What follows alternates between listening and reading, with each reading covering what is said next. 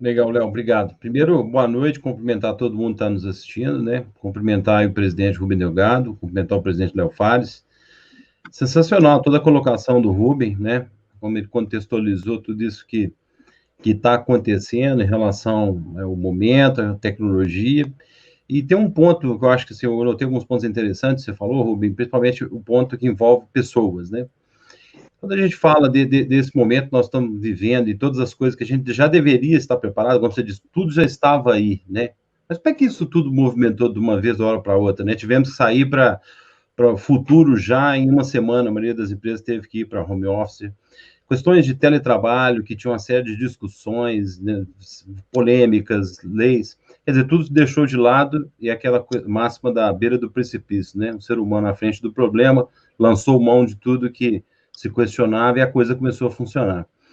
Esse gap educacional que a gente está vivendo, todos os institutos de ensino estão tendo que se reinventar, né? Muitos preocupados com a continuidade, né? Muitos estão tendo dificuldade de implementar ferramentas tecnológicas digitais.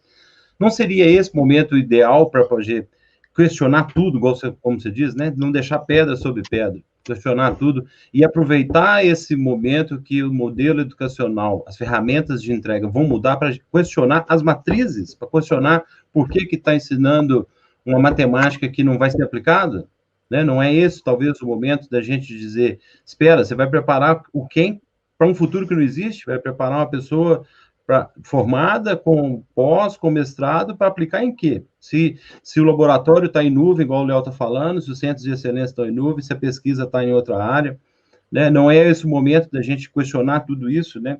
Porque eu acho que se essa matriz da educação não for discutida, a gente vai devagar e discutir se o Brasil vai ser potência de exportação de tecnologia, né? Se a gente não tiver isso resolvido, né, como base. Assim, eu queria te perguntar isso, né? Para a gente debater um pouco nisso. Bom, eu acho sinceramente que a gente deve questionar até o valor do título, não é? Até o valor do... Antigamente você colocava engenheiro no cartão, no business card, engenheiro não sei das quantas. Aí acabou essa história de engenheiro, quem era mestre colocava MSc. Doutor colocava PhD. Gente, isso é altamente questionável hoje em dia, né? Se você olhar as empresas americanas, Google, Facebook, eles não dão o menor valor para isso. Então, eu acho que eu acho que assim como as tecnologias, todas elas coexistem, eu acho que a educação também ela vai coexistir. Então, há espaços para pós-doutores. Claro, seria uma burrice eu falar que não há espaço. Mas também há espaços para... Não cabe na minha cabeça, gente, nós trabalhamos com a área de TI, o cara passa 5 anos fazendo processamento de dados, informática, sistema de informação e afins para virar um programador para ganhar R$2.000 por mês? Essa equação não fecha, não faz o menor sentido. Simplesmente, em vez de ele gastar os 5 anos, ele gastava 1 ano em Java 1, Java 2, Java 3, Java 4, Java 5, saía melhor do que esse cara que estudou 5 anos, e em vez de ganhar 2, possivelmente estava ganhando 4 no 3º ano. Então, a equação não faz sentido, e não faz sentido, não é para mim, não faz sentido para o país. O país está jogando dinheiro fora dessa forma. Então, então a gente tem que aprender muito. O Léo foi muito feliz com o exemplo que ele deu, e eu vou lembrar outro exemplo. Coreia do Sul dos anos 80. Quantos caras eles botaram para fora? Estudante coreano dava rodo no mundo inteiro. Os caras voltaram para lá e fizeram que a Coreia Coreia de hoje. Então, cabe os centros de excelência com pós-doutores. Cabe o cara que é fera em Java, especialista em Java, ferramenta Java. Esse não é pós-doutor, esse é especialista, ultra especialista em Java. E cabe aquele cara que é programador. Só que é uma pirâmide. Você não precisa que todo mundo se forme mais, universidades mais. Isso tem que ser questionado. Eu não sou tão radical, mas tem que ser questionado tudo isso, né? E ninguém questiona. Por quê? Porque nós somos extremamente lentos para tomar decisões. e aí que comecei falando isso, que o Brasil vai pagar muito caro por nós não questionarmos, sermos ágeis no questionamento. Sempre digo para minha filha, não importa você errar, importa você não tentar. Então tente, bota aí, libera o colégio. Tinha um amigo meu que foi secretário de Educação, muito, muito bom amigo meu, disse assim, você virou secretário de Educação, parabéns. Eu não vou te perdoar se a galera não te chamar de louco. Aí o que eu faço para virar louco? Primeiro, você faz uma escola pública que só se fala inglês. Não vai me dizer que você tem milhares de professores e nenhum deles fala inglês. Então pega todo mundo que fala inglês, bota cá, você vai fazer uma escola pública que fala inglês. Ah, mas isso é maluquice. É isso que eu quero, que seja maluquice. Ah, vamos botar também uma escola sem provas. Não tem que ter prova, vamos ensinar. Ah, mas o MEC não vai deixar? Quando não deixar, você foi notificado que o médico não deixou, você vira meu herói. Porque você tentou, e você está tentando puxar a discussão, está tentando trazer essa discussão para hoje. Ninguém puxa nada, todo mundo continua do Brasil do jeito que está. Quando eu cheguei já estava assim, tática do Homer Simpson. Precisamos de questionadores. Legal. Uma pergunta, Rubem. Nesse momento, assim, tem várias iniciativas da Softex, né, para promover as empresas. Nós falou, tinha 80, né? Talvez isso seja um número enorme para quem quer ter foco, né? Aí entra naquela outra máxima de quem quer fazer tudo vira pato, né? No nada, não voa. Então a gente tem que focar naquilo que a gente acha que a gente tem excelência, que a gente pode virar. Esse momento eu vejo um momento importante. A gente vê assim, um movimento muito grande ali no Vale do Silício, muitos grandes de tecnologia demitindo, né? Demissões em massa.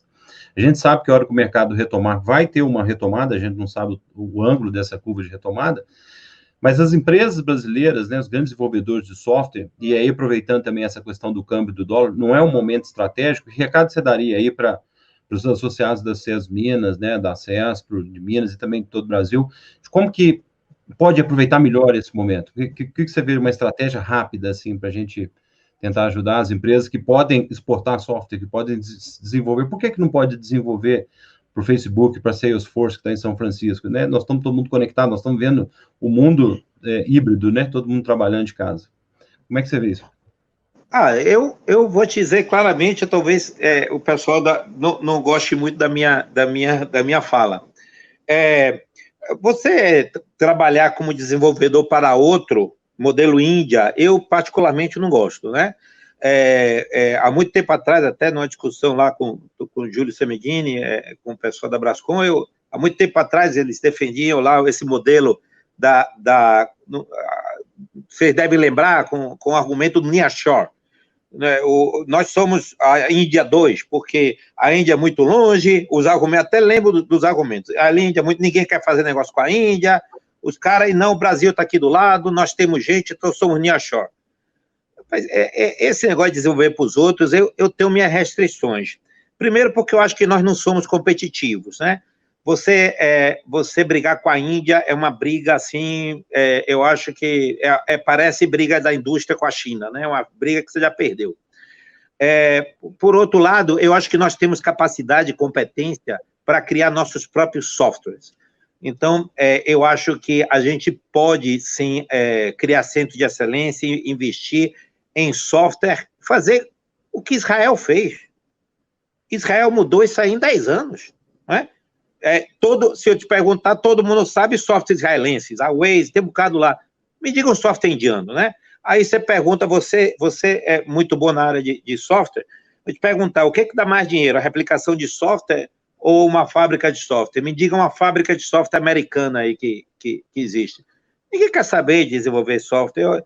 Eu acho que o que a gente precisa aproveitar esse momento é fazer produtos, não desenvolver para os outros, é fazer produtos voltados para determinada área.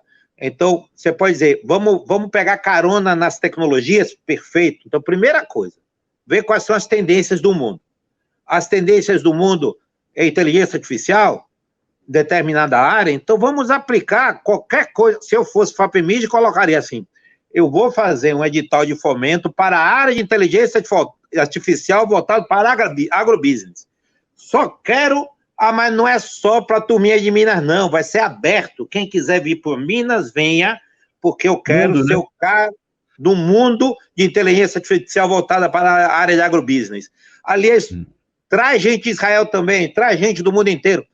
Aí você tá fazendo o certo. Então, eu acho que a primeira coisa, se eu puder dar, assim, não tenho essa pretensão, mas se eu quiser dar um conselho, é repense. Repense tudo que você está fazendo. Repense, faça de conta que você está zerando, começando do zero. Olhe para o futuro. O que vai ter lá? Vamos perseguir. Repense, quebre. É quebrar. Você não acredita a quantidade de gente que tem uma empresa de TI velha. Vou contar um caso que aconteceu na Bahia. De uma empresária bem conhecida de São Paulo, montou uma fábrica de software na Bahia. Era uma fábrica de software em COBOL, acredite. Mas eu fui, e com dinheiro, e com a ajuda do governo, mas eu fui na jugular. Argumento dos caras. Lá na Bahia tem o Econômico, tinha o Baneb, tinha Pai Mendonça, que era uma rede grande de supermercados para o Brasil inteiro, era a quarta maior do Brasil. Então, tinha muita gente que sabia COBOL. Aí os caras queriam ressuscitar esses caras para que aproveitar uma oportunidade temporária de lixo tecnológico para desenvolver COBOL para instituições americanas. Mas é uma vergonha um empresário de TI ter uma ideia dessa. Porque, primeiro, que é lixo tecnológico. Segundo, que é desenvolvimento de software, serviço. Terceiro, que um cara não vai passar 10 anos desempregado esperando você chamar ele para aprender a COBOL. Porque o cara que está 10 anos sem desenvolver COBOL, ele já fez outra coisa, nunca mais quer saber de COBOL. Mas não durou 6 meses. Fizeram investimento, eu lembro até hoje, de quase R$1 milhão. Não durou 6 meses. Óbvio. Isso é antagônico, né? Porque a gente está vendo o nascimento de várias plataformas de desenvolvimento de software low-code, né? As pessoas vão trabalhar muito mais no design de processo, no design de experiência, de entrega de valor, focado em nicho, como você está dizendo, e as plataformas, elas vão ser muito inteligentes, né? Não vai ter esse... Brilhante. Brilhante. E se você for para RPA, por exemplo? Vai matar um bocado de programador, é pegar o que você falou, é pegar um processo, juntar as caixinhas, botar os fluxos lá, cataboa, ele cria um robozinho para uma tarefa automatizada, RPA. Ninguém está falando de RPA. RPA é uma tecnologia tão importante quanto a inteligência artificial. Então, você está coberto de razão. Temos que ir para a área de business. Nossa área de tecnologia, ela tem que estar junto com a área de negócios para que a gente possa se posicionar quando nós queremos ser, como foi o seu caso que você perguntou, produtores de tecnologia. Se eu for consumidor de tecnologia, eu sou uma fazenda, aí não me interessa de onde o software vem, eu prefiro até o mineiro, mas pode vir Israel. O importante é que eu esteja up to date, que eu esteja no topo da tecnologia. Beleza, como consumidor, mas como produtor, me interessa exatamente a sua pergunta. E aí que o Brasil vai para frente. Aí tem a grande virada que o Brasil pode dar. Sensacional. Tem uma coisa que eu defendo há muito tempo, só para concluir aqui, Léo, sobre business design, né? Olhar a ótica dos negócios, né? Pela entrega do processo, pela entrega da experiência, né? A gente tem trabalhado muito focado nisso, porque é aí que está o resultado. Olhar para a caixa de ferramenta e usar as tecnologias vai ser aquilo que vai ser aderente ao que você quer entregar, né? Para qual mercado você quer entregar, qual cliente. Então, eu acho que tem um salto, muitas empresas do Brasil de tecnologia têm que dar esse salto, porque muitos ainda estão agarrados às ferramentas, né? A brands, a estruturas antigas. Mas eu acho que esse é o desafio. Perfeito, perfeito. Além Duque, não é para terminar, não, é para você continuar. Não, é para terminar. Vou colocar aqui uma questão, como que você pensa isso, Rubem, que é o seguinte: quando a gente olha qualquer lugar do mundo em que esse assunto deu certo, então vamos dizer Estados Unidos, Alemanha, Israel, China, Coreia,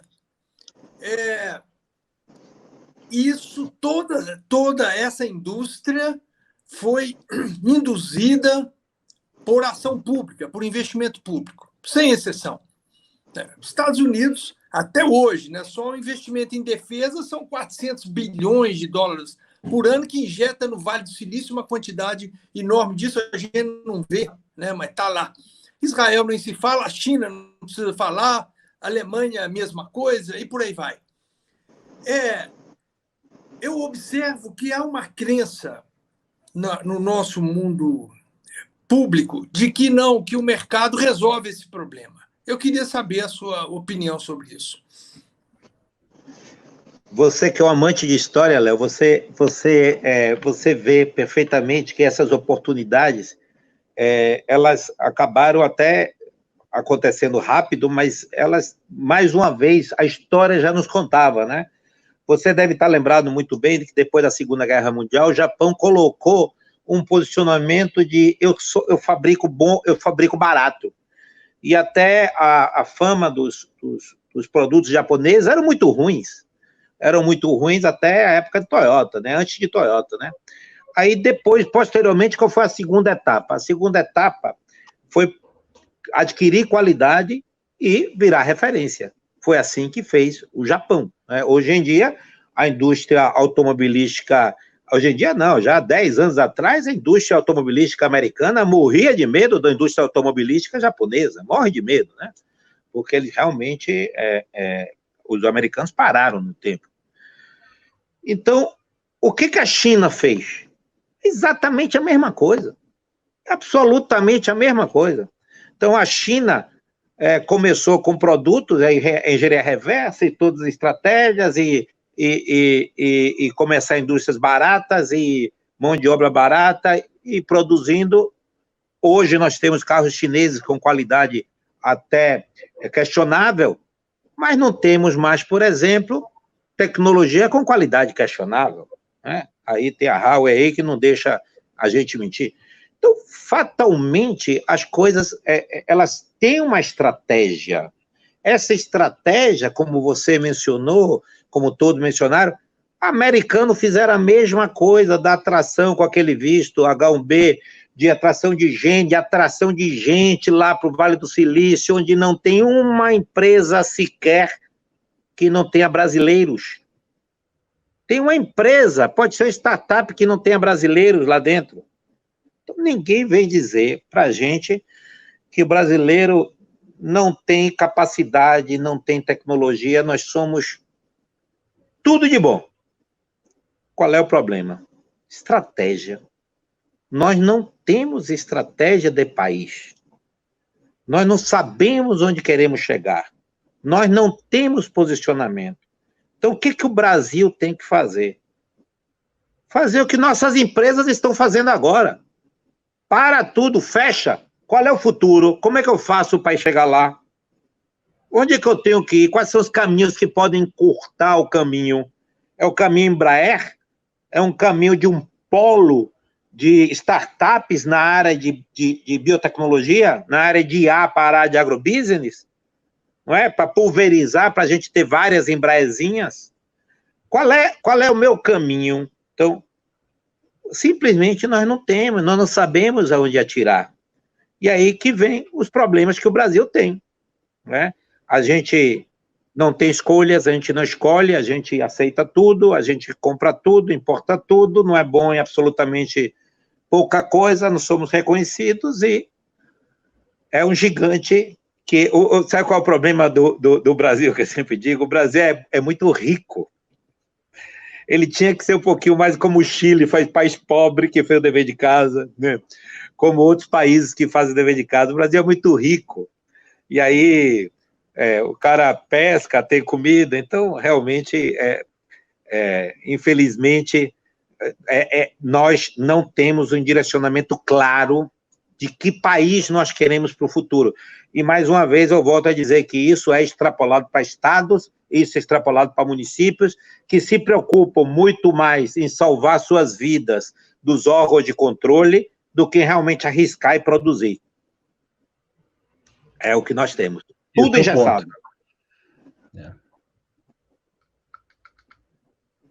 Pronto. Ô, Rubem, agora aqui, como o nosso tempo está vencendo, eu vou abrir aqui para algumas perguntas. A primeira que eu tenho aqui é do nosso amigo Márcio Tibo, que também foi presidente da presidente da Sucesso Minas.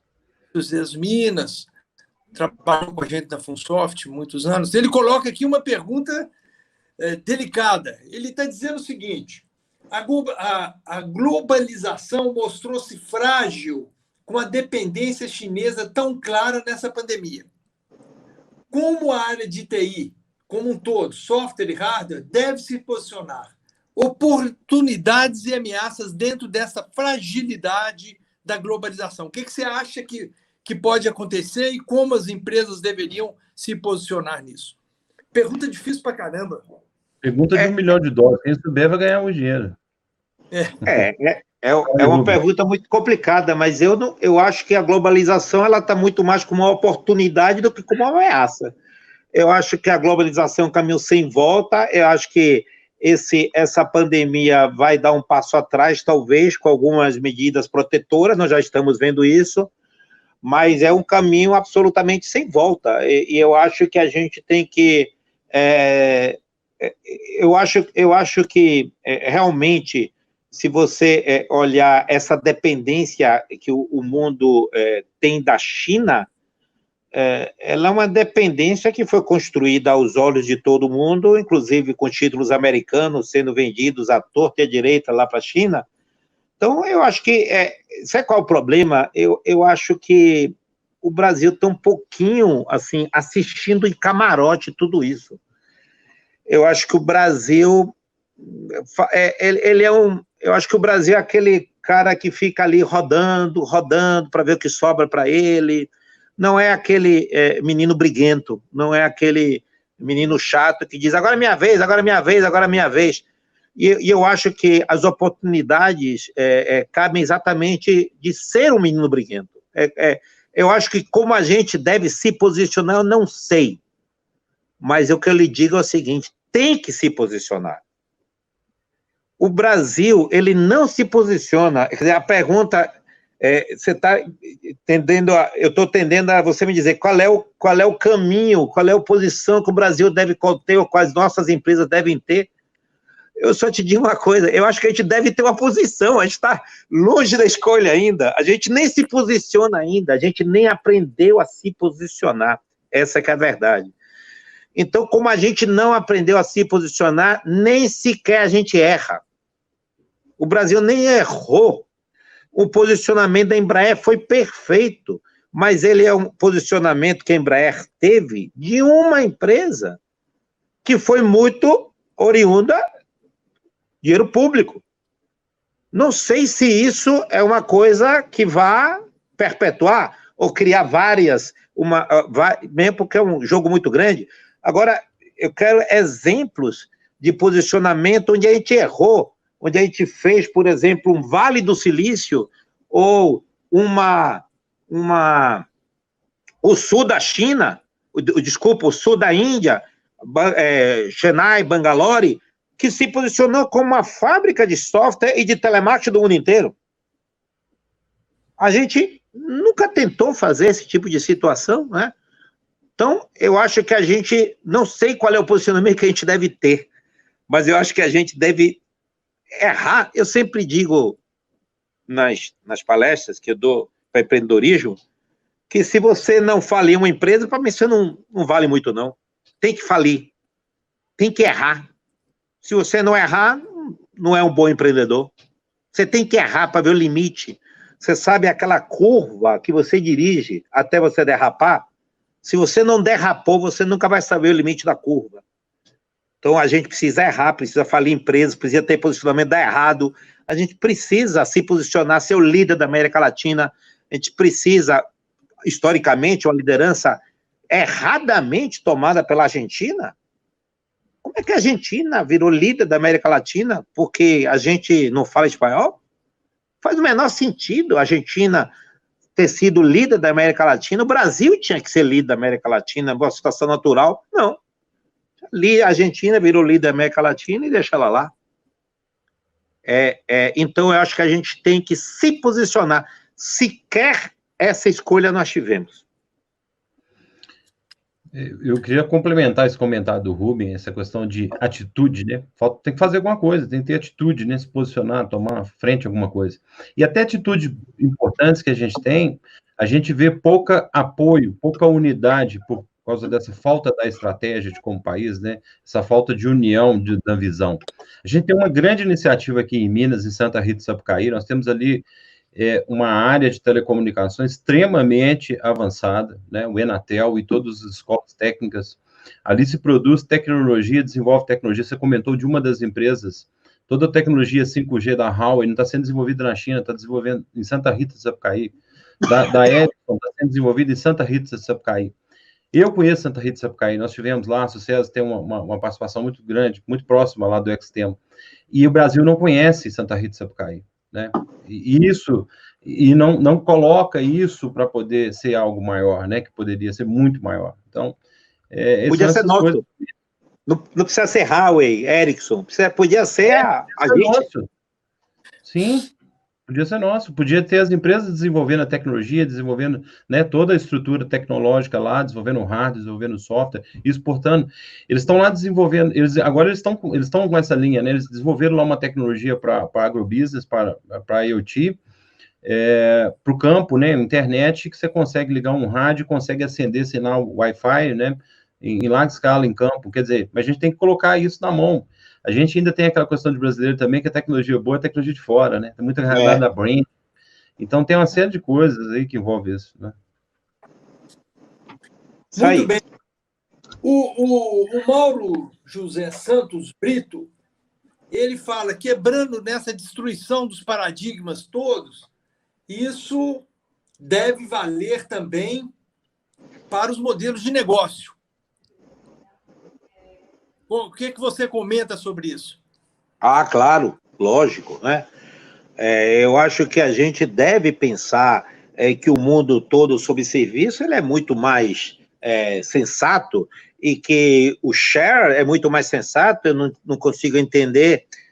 Minha mulher tem um sapato aí, Christian Louboutin, acho que a mulherada toda gosta, que em determinada hora ela ficou louca e você paga R$5.000 num sapato que vai ser usado 3 vezes, né? Em vez de estar sendo compartilhado e várias mulheres sendo beneficiadas de tamanho sapato caro que existe, né?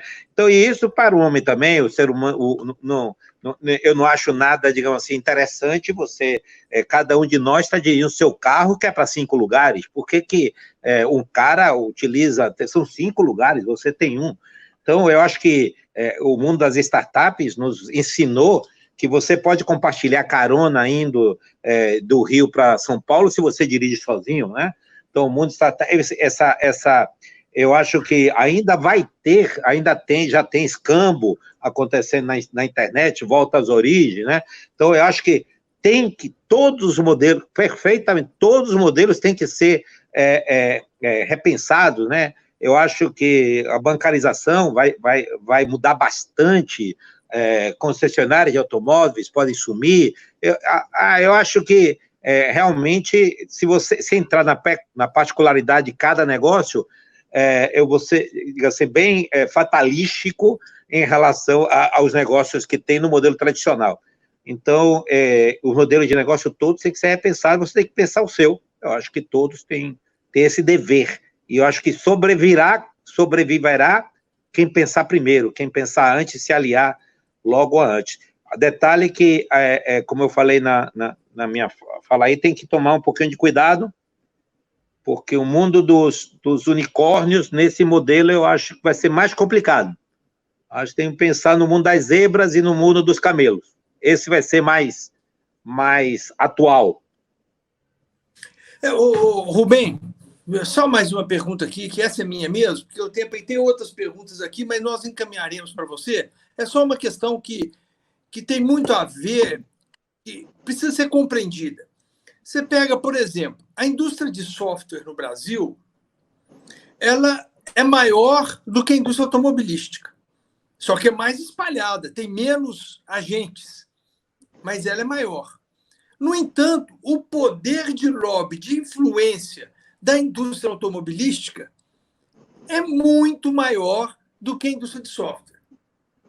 O que é que nós, como entidades, estamos fazendo errado?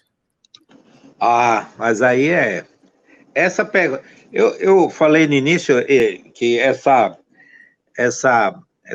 nossa live está sendo gravada. Isso me poda um pouco, né? Ultimamente, gravações não têm sido assim muito católicas. E Léo, inteligentemente, fica me colocando em posições assim não tão confortáveis. Mas eu vou te dizer claramente para você. Brasília é uma cidade que sempre foi, é uma cidade, quem grita mais, leva mais. Isso é um erro. Isso é um erro. Não é quem grita mais, leva mais. Mas no Brasil quem grita mais, leva mais. Então, é muito fácil você pegar 7, 8 indústrias, juntar numa associação e tá lá um representante e você faz o lobby. Estou falando lobby da forma correta de lobby. É lícito, é natural, em todos os países tem, e tem que fazer mesmo, para gritar. Muito bem. Então, a indústria automobilística, que é altamente questionável também, porque é uma indústria, uma empresa vem para cá, coloca uma indústria com a vida útil determinada, coloca lá, produz, exporta, terminou, vai embora, e deixa aí o ferro velho para a gente. Altamente questionável, mas enfim, como é que as nossas entidades, elas por que nós falhamos tanto? Primeiro que se você considerar uma das, talvez as mais importantes, como a CESPRO, como o Sucesso, elas são entidades de heróis, porque não são profissionais, elas não são, os principais executivos, eles não vivem disso, né? Eles não são remunerados. Então, um presidente de uma CESPRO, ele deveria ganhar 50, 60, 70 mil reais por mês para representar o setor. Ele ganha 0. Então, evidentemente que isso, essa atitude altruísta desses caras, dessas pessoas, elas têm que ser aplaudidas, mas pecam pelo lado profissional porque, evidentemente, não vivem disso. Ninguém pode ser altruísta 24 horas por dia e representar o setor 24 horas por dia. Então, a falta de profissionalismo das nossas entidades causa esse tipo de problema. Quando você tem 2 entidades aí que remuneram os seus presidentes e sua diretoria, você tem entidades que são pequenas, muito pequenas, que representam 40 máximos. E aí você tem os grandes sendo representados. Isso é lícito? É lícito. É bem representado, mas não leva em consideração a maioria, a grande maioria, que realmente movimenta a nossa economia, que são as pequenas. Aquele produtor de software para as lojas, que sempre vai ser necessário, para a padaria, para a área de serviço, para qualquer uma, para entidades. Então, esses caras não são levados em consideração, são representados por outros que dependemos de heróis. Ou como a Softex, falando mal de mim, que basicamente é uma ferramenta. Né? Ela não é uma associação política que visa representar o empresário.